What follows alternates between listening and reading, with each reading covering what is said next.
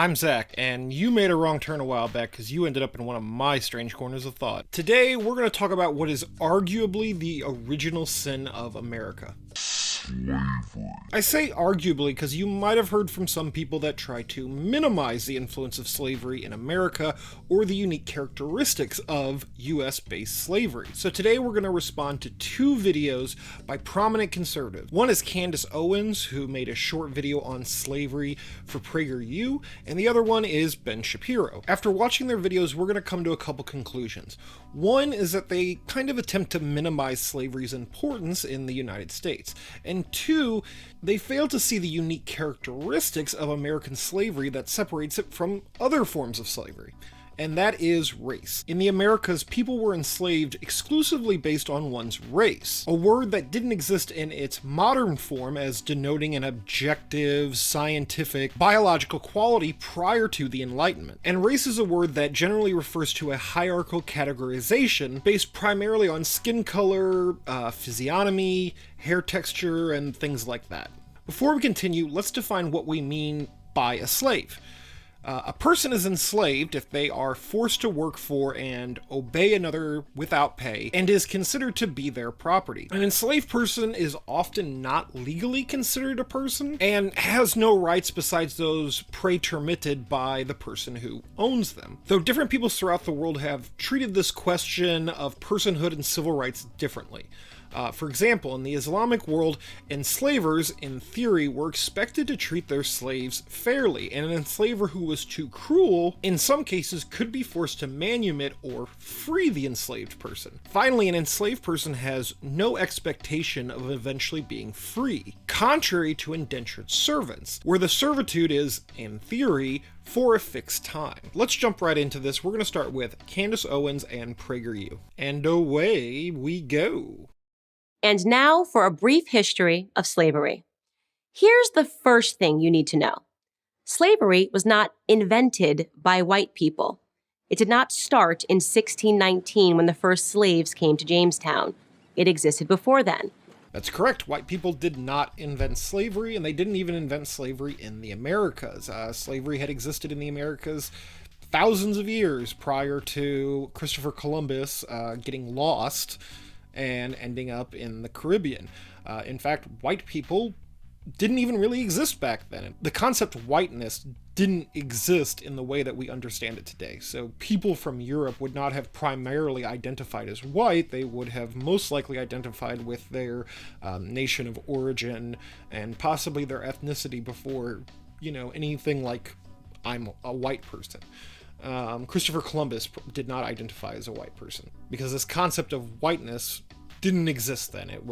It's a modern invention. However, the slavery that Europeans brought to the Americas over time, at least by the middle of the 18th century and definitely by the 19th century, was unique in that it was based exclusively on race. And by that time, both whiteness, the concepts of whiteness and blackness had become significantly more developed into biological categories. And whiteness was equivocated with the notion of freedom, and blackness was equivocated with the notion of enslavement. So if you saw a white person, you just assumed they were free, and if you saw a black person, you assumed that they were slaves. Also, on 1619, the people that came there were not slaves. They were actually indentured servants. Many of them were later freed.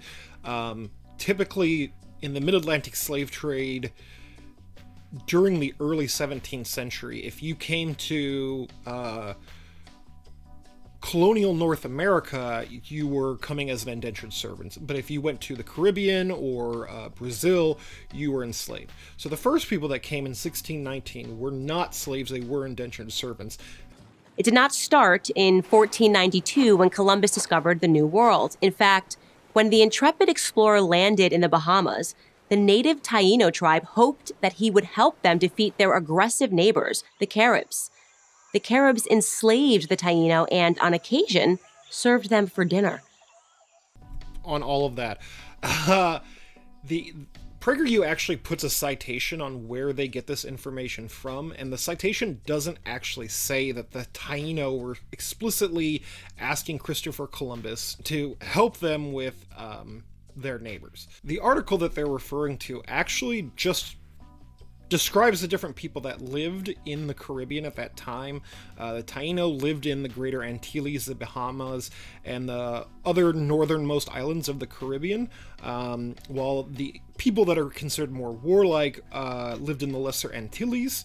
And they, like I said, they were considered by the Europeans as more aggressive, mainly because they fought back. Even Christopher Columbus refers to the Tainos as physically tall, well-proportioned, with noble and gentle personality. He wrote, quote, "They traded with us and gave us everything they had willingly. They took pleasure in pleasing us. They were very kind and know no evil. Your Majesty can believe that there are no better people in the world. They love their neighbors as themselves and have the sweetest speech on the planet and are kind and always laughing." And by the way, the Tainos were quickly eradicated from disease, as well as Christopher Columbus's own brutality. One of the things Columbus did was he basically made them give tribute in gold, and if they didn't provide that tribute, their hands were cut off and they were left to die. So Slavery existed in Africa, Asia, and the Middle East. And in fact, slavery actually exists everywhere in the world, every continent except presumably Antarctica. I hope we don't have slaves there. But slavery still exists everywhere. It's mainly in the form of the adult and child sex trade, as well as basically, forms of forced labor. So if you go to places like Qatar or many places in the Middle East, you might come as an immigrant and your passport will be stolen and you'll basically be forced to do labor. It's also worth pointing out that every nation on the planet has officially, like in law, abolished slavery completely. And yet slavery exists in every single country. The word slave actually comes from the Slavs of Eastern Europe. So there is some dispute about whether the word slave actually comes from the word Slav. I'll go ahead and put up all the kind of different debates and the etymology of the word. Might have, it might not have.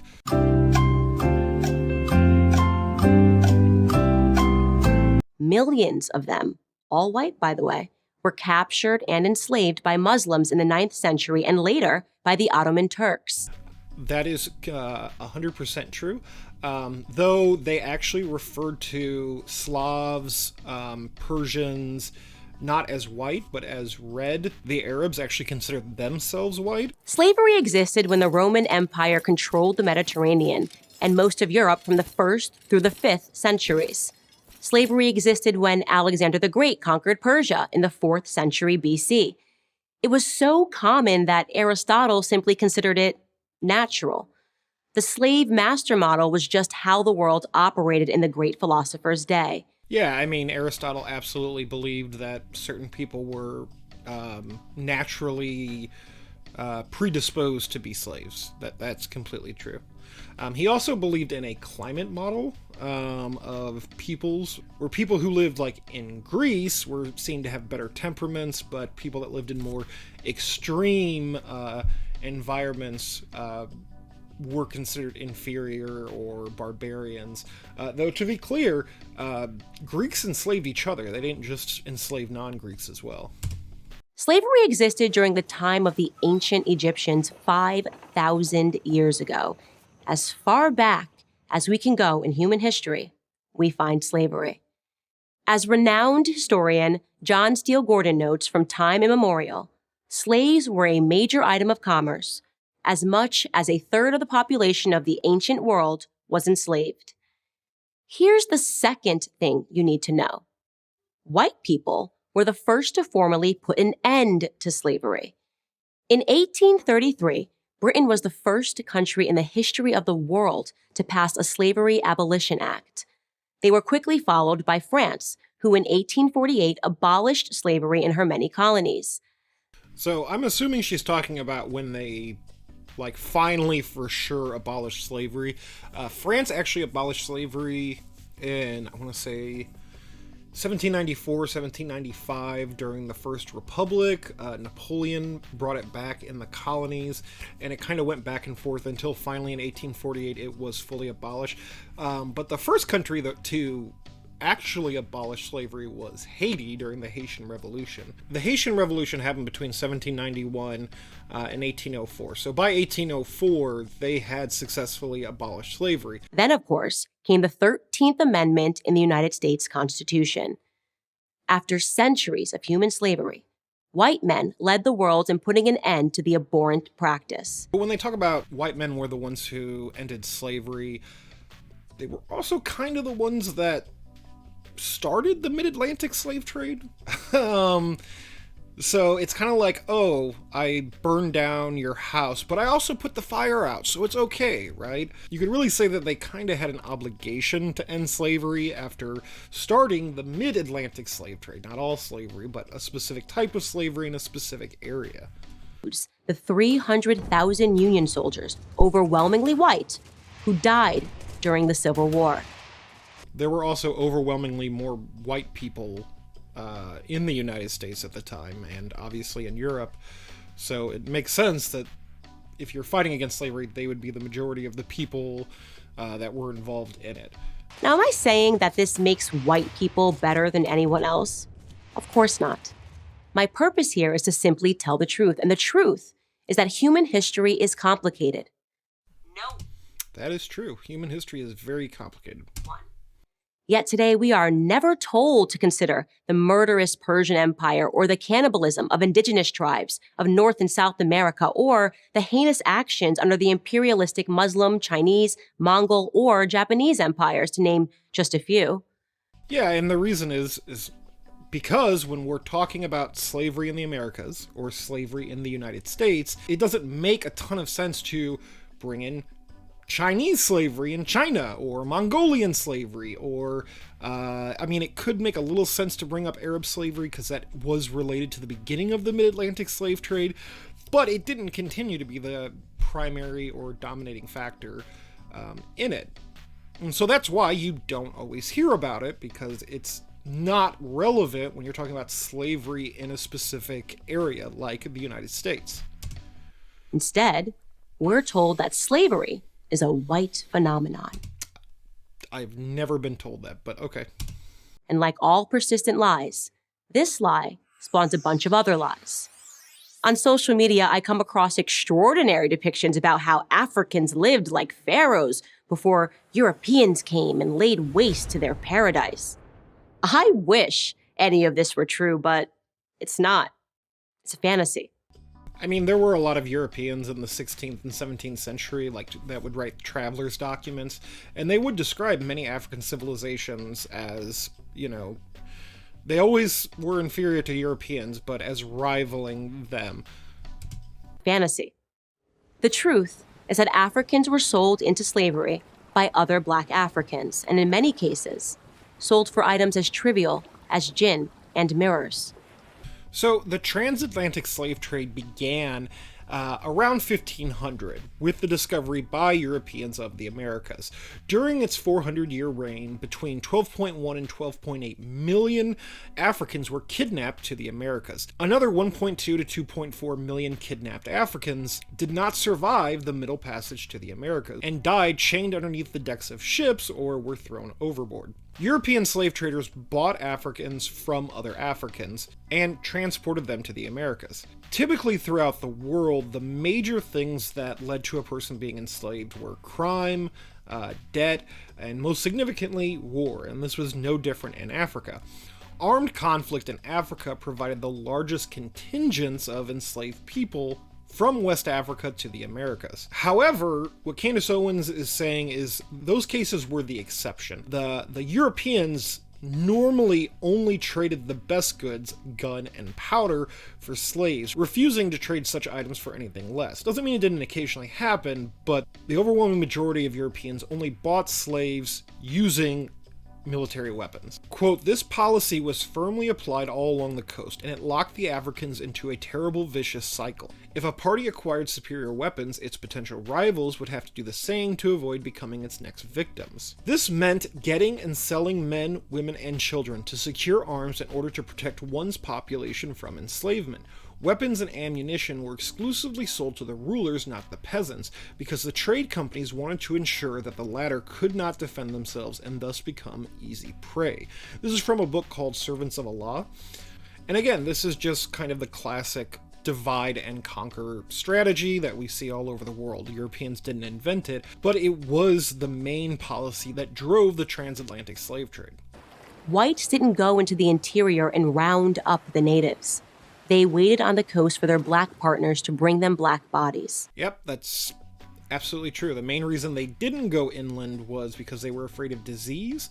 And also, especially if you're talking about like the Portuguese did not have the manpower to go much further than the coast when it came to colonialism or imperialism. They created basically what was called a fort empire. They had these things called fattoriers, which were basically warehouse buildings on the coast that stored goods, and that's largely how they traded. The stark reality is that our lives had very little value to our ancestors. Here's the third thing you need to know. If you think slavery is a relic of the past, you're wrong. There are some 700,000 slaves in Africa today, right now. That's the lowest estimate that I could find. Other sources say there are many more. For context, that's almost twice as many slaves as were ever brought to the United States. Okay, but there were significantly less people on the planet back in the 16th and 17th century than there are today. So that's one of those like sleights of hand. Oh, well, there's more slaves today than there were back then. It's like, well, yeah, there's also a lot more people now than there were back then. Child soldiers, human trafficking, forced labor. These are the conditions that currently exist within the same sub-Saharan region where the transatlantic slave trade originated. Yep, and again, slaves exist in every continent, hopefully except Antarctica, including the United States and the Americas. African bodies are being sold today like they were sold then, and no, they are not being purchased by any country of white men. In fact, slavery, by any traditional definition, is exclusively practiced today within non-white countries. Well, I mean, the majority of people on the planet are non-white. But again, that's also not true because slavery exists in every single country. But we hear almost nothing about that. Just like we hear nothing about how slavery was universal until good people in Europe and America ended it 2 centuries ago. Why? Because our so-called leaders, black and white, wouldn't profit from it. Black victimhood is nothing if not profitable.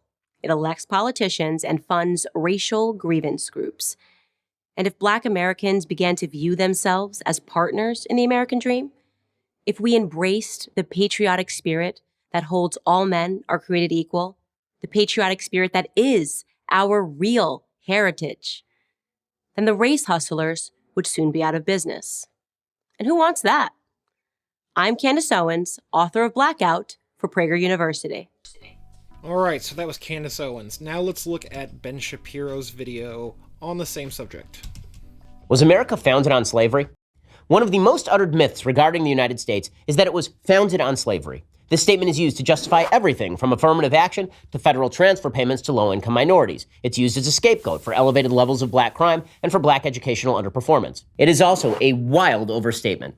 Slavery was, of course, a grave moral evil. It was also common at the time of the founding. The United States did indeed tolerate slavery, and the southern states fought for the continuation of slavery during the Civil War. But virtually all countries in human history also supported slavery during that time, including African countries shipping Africans to the Americas in chains. The first European country to ban import of slaves to its colonies was Denmark in 1803. Britain only outlawed the Atlantic slave trade in 1807. The United States passed legislation banning the new importation of slaves beginning in 1808. Britain only passed gradual abolition of slavery in 1833. Denmark abolished slavery in 1846, France in 1848, Brazil in 1851, the United States in 1862. To pretend that the United States was unique with regard to slavery would be historically ignorant. Again, that's not what people are saying, that the United States was unique with regard to slavery. Slavery did have unique characteristics in the United States. Like we said, it was fundamentally based on race, which is not the case elsewhere. Many nations continued to practice slavery well into the 20th century. Saudi Arabia only abolished slavery in 1962. From its founding, the United States tried to come to grips with slavery and phase it out. The state of Vermont was the first sovereign state to abolish slavery in 1777. During the debate over the Declaration of Independence, Thomas Jefferson wanted to include a provision that would have condemned King George III for, quote, waging cruel war against human nature itself, violating its most sacred rights of life and liberty in the persons of a distant people who never offended him, captivating and carrying them into slavery in another hemisphere, or to incur miserable death in their transportation hither. Southern states demanded this provision be removed in return for joining the revolutionary cause. Having no choice, Jefferson removed it. Yeah, Thomas Jefferson was from Virginia, which was a southern state, and he owned literally hundreds of slaves. From the moment of his birth all the way to his death, there were slaves taking care of him, and he raped many of his slaves, and had many children by many of the people that he enslaved. The Constitution of the United States is frequently seen as enshrining slavery, but the so-called 3/5 clause was actually an attempt to do the opposite. The whole question of popular apportionment rested on whether to count slaves fully for purposes of representation. To do so would have put the slaveholding South at a significant advantage. They would have counted slaves in their population, not allowed them to vote, and then used their increased representation in order to re-enshrine slavery. That is fundamentally false. The 3/5 compromise was so that slave states would have larger populations and therefore more representation than they did now. The 3/5 compromise did benefit the slave states, because otherwise, if the slaves hadn't been counted, they would have had significantly less representation than they ended up having. So that is just blatantly false. The Constitution also allowed slave importation to continue until 1808, but Congress moved in 1807 to end it there. They moved in 1807 because the 1808 deadline was coming up, and then, of course, and the legislation that they passed in 1807 didn't go into effect until 1808. Then, of course, the United States fought a great and massive civil war to free the slaves, in which over 620,000 Americans died, nearly half the total number of Americans to die in all wars combined. Well, about half of those soldiers were traitors. They were for the Confederates, so they weren't part of the United States. They were part of the Confederate States. The economy of the United States was not built on slavery. In fact, the South's economic power was dismal compared to that of the North, which is why the North was able to overcome the South during the Civil War. I mean, for the first 2 years, it was a very close battle. You know, the idea that slavery and the profits from forced labor weren't essential to the founding of the United States is patently absurd. When it comes to low-skilled labor, slavery makes perfect economic sense. That's why so many societies throughout human history have relied on slavery, because it was economically beneficial. I mean, enslaved people literally built the White House. In fact, slavery was necessary to the development of capitalism globally. During the 16th and 17th centuries, capitalism wasn't fully developed. This is the transition period from feudalism to capitalism.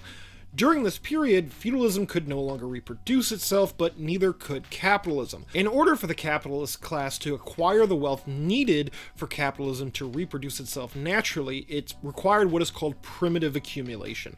Primitive accumulation occurred during this transitionary phase and included things like land privatization, the enclosure of the commons, colonization, the division of the workforce in paid productive labor and unpaid reproductive labor, and slavery. And we all talk about this period in this video on the subject.